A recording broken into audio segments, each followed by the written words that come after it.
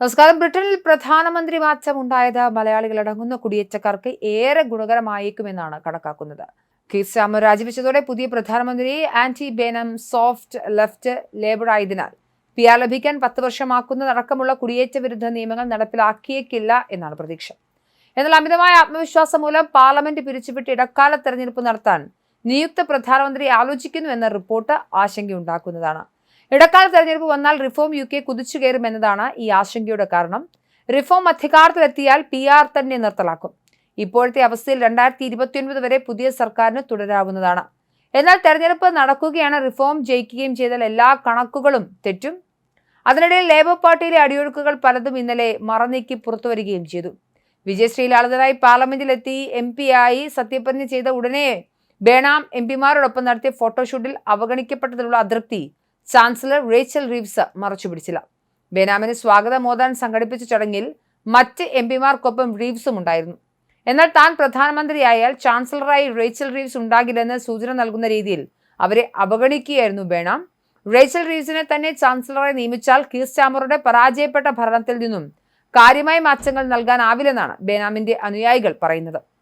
അതേസമയം പ്രധാനമന്ത്രി പദത്തിലേക്കുള്ള മത്സരത്തിൽ നിന്നും പിന്മാറി തനിക്ക് വഴി ഒരുക്കാൻ സമ്മതിക്കുമെങ്കിൽ മുൻ ആരോഗ്യ സെക്രട്ടറി വെസ് സ്ട്രീറ്റിംഗ് ആയിരിക്കും ചാൻസലർ എന്ന ശ്രുതിയും അധികാരത്തിന്റെ ഇടനാഴികളിൽ ശക്തമായുണ്ട്. പദവി ഒഴിയാനുള്ള സമയക്രമം ഇന്നലെ കീർ സ്റ്റാർമർ പ്രഖ്യാപിച്ചതിന് പിന്നാലെ താൻ ബേനാമിനെ പിന്തുണയ്ക്കുന്നതായി സ്ട്രീറ്റിംഗ് പ്രഖ്യാപിക്കുകയും ചെയ്തിരുന്നു. ഇത്തരം സംഭവ വികാസങ്ങൾക്കിടയിലാണ് മറ്റൊരു പൊതുതെരഞ്ഞെടുപ്പിന്റെ സാധ്യതയെക്കുറിച്ചുള്ള സൂചനകൾ ബേണാം നൽകുന്നത്. റിഫോം UK നേതാവും സമാനമായ ആവശ്യം ഉന്നയിച്ചിട്ടുണ്ട്. അതിനിടെ യുഗോവ് നടത്തിയ പുതിയ അഭിപ്രായ സർവേയിൽ 62% പേരാണ് കീർ സ്റ്റാർമറിന്റെ രാജിയെ പിന്തുണച്ചത്. വെറും 19% പേർ മാത്രമായിരുന്നു അദ്ദേഹം പ്രധാനമന്ത്രിയെ തുടരണമെന്ന് ആവശ്യപ്പെട്ടത്. അതിന്റെ പ്രധാനമന്ത്രി പദവിക്കൊപ്പം കീർ സ്റ്റാർമർ MP സ്ഥാനവും രാജിവെച്ചേക്കുമെന്ന സൂചനകളും പുറത്തു വരുന്നുണ്ട്. അങ്ങനെയെങ്കിൽ മറ്റൊരു ഉപതെരഞ്ഞെടുപ്പ് കൂടി പുതിയ പ്രധാനമന്ത്രി അഭിമുഖീകരിക്കേണ്ടി വരും. ഗ്രീൻ പാർട്ടിക്ക് ശക്തമായ വേരോട്ടമുള്ള സ്റ്റാർമറുടെ മണ്ഡലത്തിൽ ലേബർ പാർട്ടിക്ക് തിരിച്ചടി ഏൽക്കേണ്ടി വരുമെന്ന ഭയവും പാർട്ടിക്കുണ്ട്. പുതിയ പ്രധാനമന്ത്രിയായി എത്തുന്ന വ്യക്തി കഴിഞ്ഞ ഒരു പതിറ്റാണ്ടിനിടയിലെ 7ാമത്തെ ബ്രിട്ടീഷ് പ്രധാനമന്ത്രി ആയിരിക്കുമെന്നത് ഭരണസ്ഥിരതയെക്കുറിച്ചുള്ള ചോദ്യങ്ങളും അന്താരാഷ്ട്ര തലത്തിൽ തന്നെ ഉയർത്തുന്നുണ്ട്. ഇന്നലെ MP സത്യപ്രതിജ്ഞ ചെയ്യാൻ ലണ്ടനിലെത്തിയ സമയത്തായിരുന്നു ബേനാമിന്റെ പൊതുതെരഞ്ഞെടുപ്പ് വേണമെന്ന നേരത്തെയുള്ള ആവശ്യത്തെക്കുറിച്ച് പത്രക്കാർ ചോദിച്ചത്. എന്നാൽ അതിൽ നിന്നും വിദഗ്ധമായി ഒഴിഞ്ഞു മാറുകയായിരുന്നു അദ്ദേഹം.